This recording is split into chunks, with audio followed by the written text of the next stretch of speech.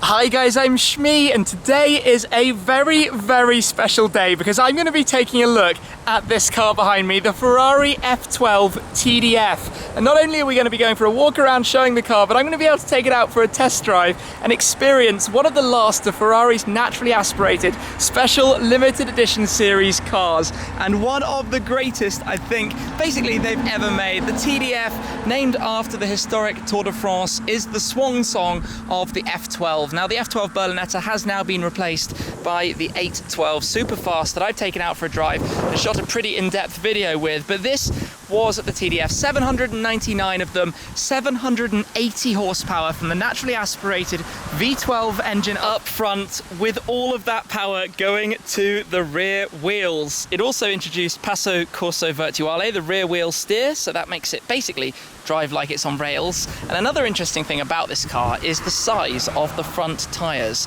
285 section at the front, which is basically wider than even some sports cars would have at the rear. 315 back there on the Pirelli P0 Corsas. Of course, slightly track orientated tyres, but very much road legal too. So as we come round, this paint colour is metallic Rosso Corsa with the TDF racing stripes in the grey and black, and it makes for a very nice colour combination. It's sort of classy, traditional with the red, instantly Ferrari, but quite distinct as well, and silver wheels are the right choice for me too.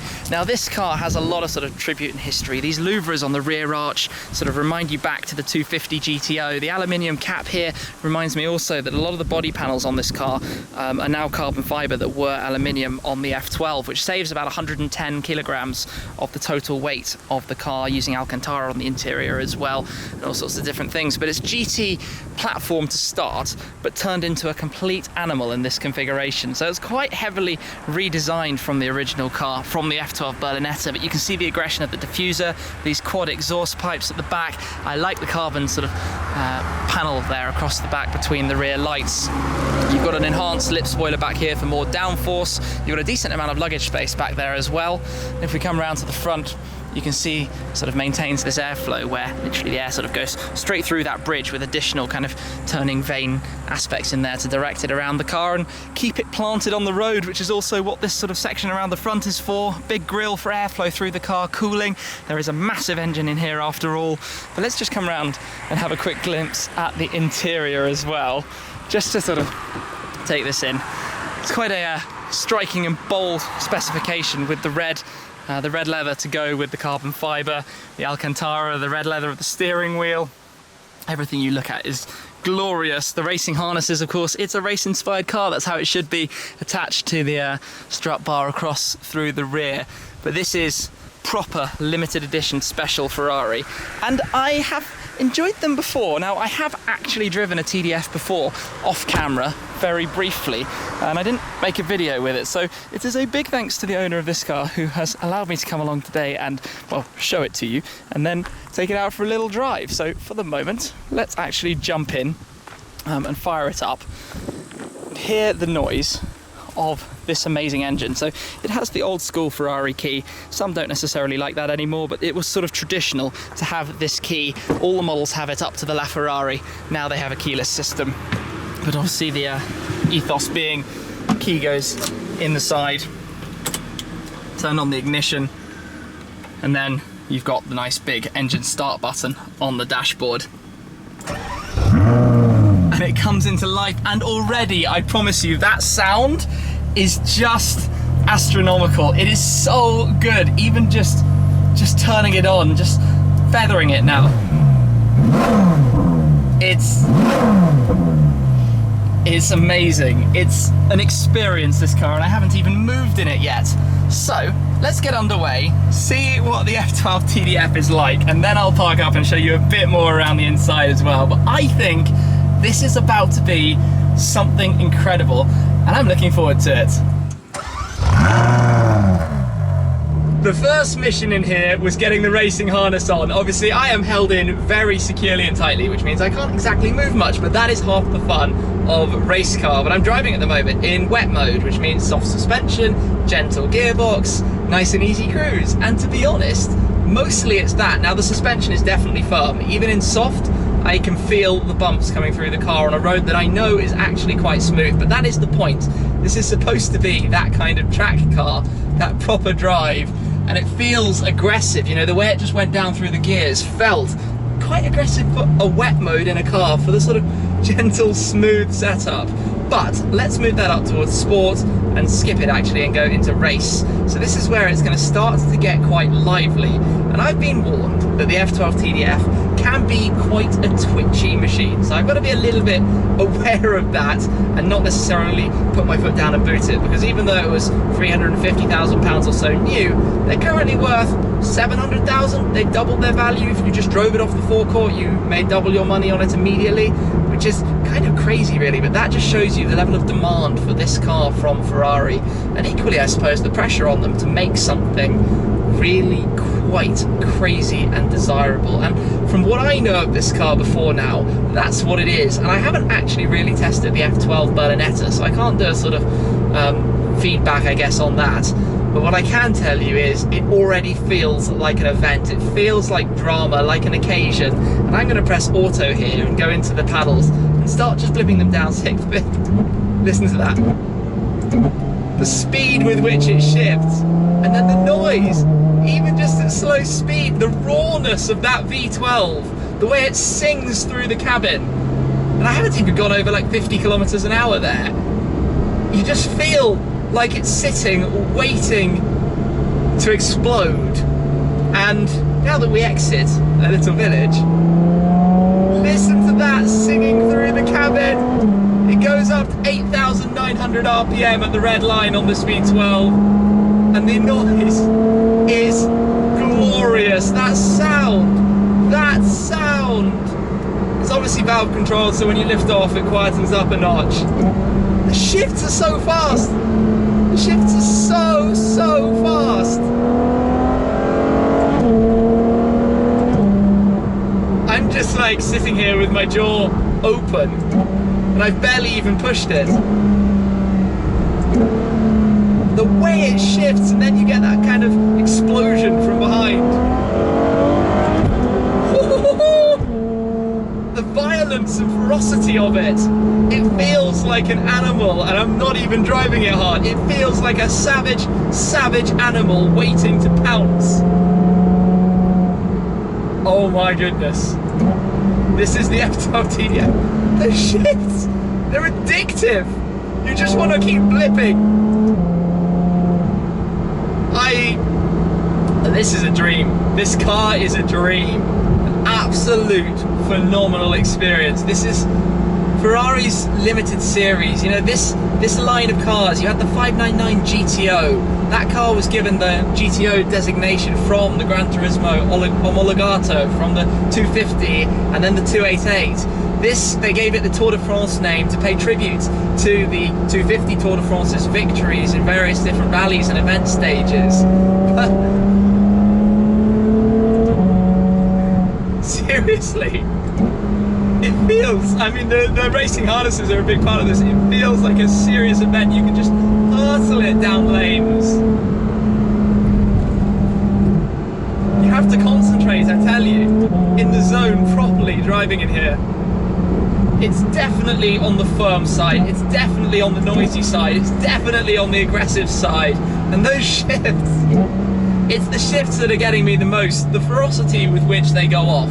It is literally like a little bomb explodes every time. The way, the sounds, God, this is literally heaven. Let's just tease this for a moment. Oh, the violence of it. Oh, it just slams into the next gear, the double clutch 7-speed gearbox.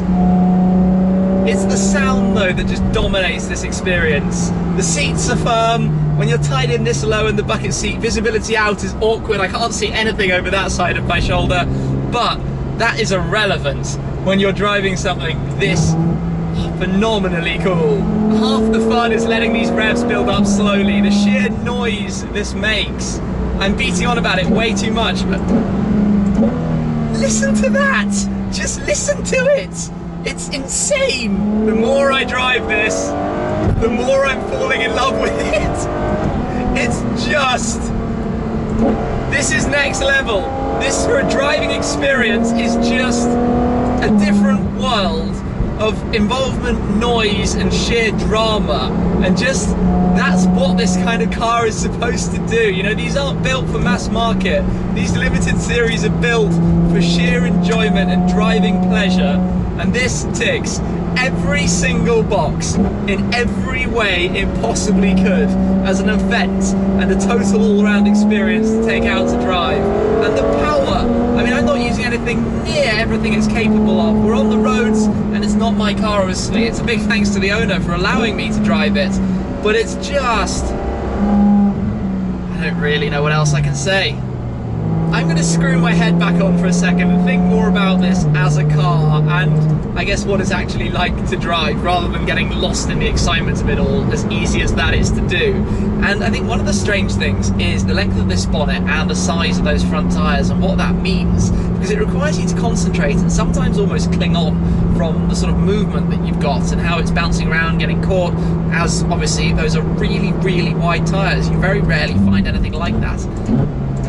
Then you do that and you forget everything and you start going back to being a silly child again, because that's what it does.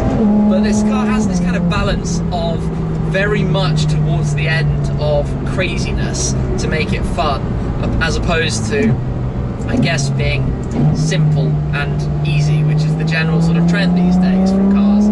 But it's really quick, it's savagely fast, and I think obviously you don't need this much power.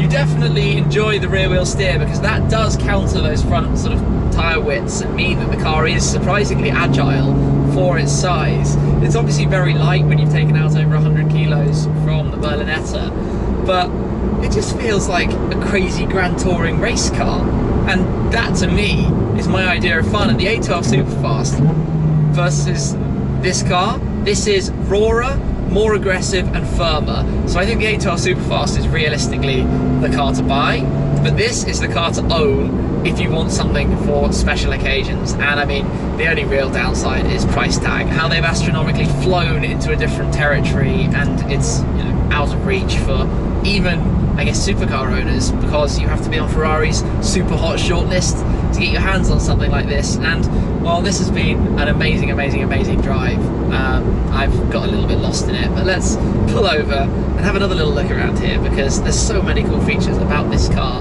and about the TDF in general. First things first, racing harnesses are just cool. The Scuderia shield's here, but we're parked up, so I'm going to pop this off and do the whole gymnastics kind of movement to escape them. It's a 4-point harness that's built in here, but it's really just something awesome about wearing a harness on the road. It just makes everything feel more hardcore. Let's have a quick little look around though, and this is largely familiar from the F12. You've got the dual displays, one to the left, one to the right, which are controlled by their individual different panels, left and right. So the left screen has your speedometer, your sort of track racing information, VDA, vehicle dynamics, your lap timers, all that side of things. And then you can also bring up your trip information, the status, or some settings. So status would be like temperatures and that kind of stuff as well, should you prefer to have all of that up. Then on the right you have your multimedia, your entertainment, your map, your navigation, all that side, so you know what to expect. And then you have all the driver related controls on the steering wheel. So we've got our Manettino that we know from various Ferrari models, of course, your lights, indicators, your wipers, the bumpy road mode button to soften it up. So by default still it's in the harder mode until you press bumpy road, and as you can see that comes up with a little message to let you know, and then you get a symbol up towards the top that says that you're in bumpy road. And then you have these shift paddles, these massive shift paddles behind the steering wheel, fixed to the column, but they're really nice. And obviously, well, maybe not obviously, but if you pull both, it drops into neutral, and that's when you just get this engine that revs so fast. It just blips up like you would not imagine. Now this particular car has satin carbon up here on the LED driver zone, which is really nice. The satin carbon fibre all around the steering wheel, but obviously our shift lights synced with the rev counter. Then as you come over here, you've got the button for the lift system, you've got the air conditioning vents and all the controls underneath. You've got the floating stalk in the center here, which you probably can't quite see, but reverse, auto, and then launch control should you so wish. Little storage bucket in front, cup holder in the carbon here, USB and cigarette port back there, and then some storage pouches, and back here you've got some carbon finishing and lots of space, so you can use this parcel shelf for luggage, and you've also got a big boot as well, and then glove box on that side, and the F12 TDF badge right in the sunshine there on the dashboard. So in here, actually let's just quickly run over the top. You've got a heli, the start-stop for the engine. You can enable, disable park sensors, that kind of jazz, and lights and things up on the roof. But it's very, very red in here, but I think you can get away with that on such a limited and special car, something like this. So let us, for the moment, turn the car off. You do so by turning the key and pull that out, and then let's open up the bonnet and go and have a look at the source of this magical sound. So around to the front we go, and then down here is the catch, he says, if I can find it. Oh, there it is. So we open that up, and there it is. That is the beast. 6.3 litre naturally aspirated V12 with 780 horsepower. It's a stunning power plant, and Ferrari do that so well. So let's drop that down, give it a click into place. There we go. Wander around the gorgeous car, and I did say I would open the boot, so let's have a quick look in there. Press and hold the button to pop it open, and you can see you've got a decent amount of luggage space, and this is what makes this such a good GT car, because when you open up that hatch, you can put your luggage through here, a couple of bags in there, a couple of bags back here, more space than you could ever really imagine needing. So it works out very, very nicely. And just looking around, the way it's carbon everywhere. Exactly how we like it, And the number plate is quite cool as well. F12, yeah. But let's pull this back down. Even that's leather. Okay, neat. To give it a solid press to shut it. On top of the stripes there on the back. So that is the F12 TDF, the Tour de France, the legendary limited series special edition Ferrari that I've been waiting to film for you on video and have a good time driving. Now, I'm not gonna lie, the ride is very, very firm. I have been driving the car for probably about an hour, and my back is certainly on the stiff side because the seats, the ride, everything about it is set up for race car. That means stiff to get the best turn-in, best driving experience. But it's a pretty crazy event. It gets your heart pounding. The excitement, the thrills, the noise, the engine, the exhaust, the sort of what it represents, the heritage of Ferrari, the heritage of the Tour de France. And this thing is a very special car, and that is not up for debate. Anyway, it's a very, very big thanks from me to the owner of the car for allowing me to take it out and go for a drive in such an astonishing machine. I hope you've enjoyed the video. I hope you've enjoyed the sound that V12 makes. Anyway, I'm gonna wrap this one up there. Thank you very much, as always, for watching, guys, and I'll catch up with you again very soon. Cheers.